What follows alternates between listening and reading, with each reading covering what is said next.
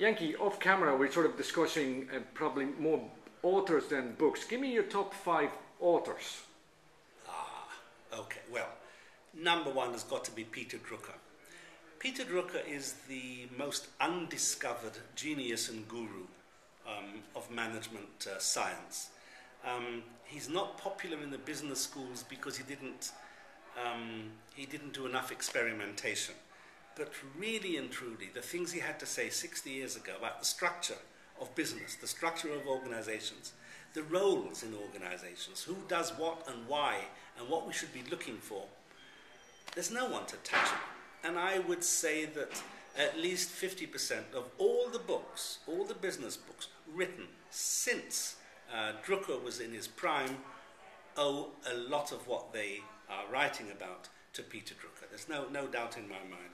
He stands out as an absolute flaming genius.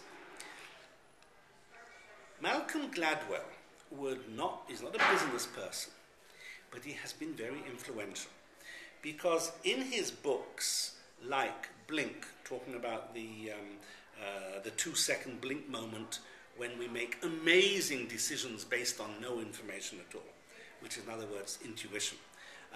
What he talks about in The Tipping Point, about how ideas spread. This is very original stuff. What he does is he finds very esoteric experiments around the world and then explains what they could mean in everyday life.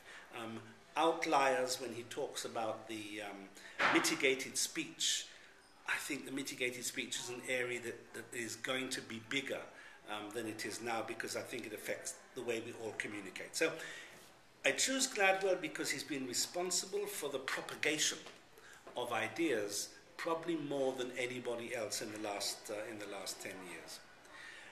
I would come back to Ken Robinson as a thinker, as an original thinker, and as someone who rails against the rigidity of the educational system, because he believes that this is the key to unlocking the creativity that we all have and that gets squashed at school. Personally, I think that he's right, and I think that he's a voice in the wilderness, but I would definitely call him one of the greatest thinkers of modern time. Now, since the person asking me this question is Ron, and I know Ron's views on my next choice, Ron is going to groan when I say Edward de Bono. He is the father of lateral thinking, and the reason why I choose him is because it's the whole thinking about thinking. No one was doing that. No one wrote about the thinking process until he came along. This was outside of the area of people like Drucker, and I think that if we look at what's happened in terms of the way we understand the way the brain works, and this whole new wave of understanding causation, correlation, de Bono was writing about this, maybe using different terminology, decades ago.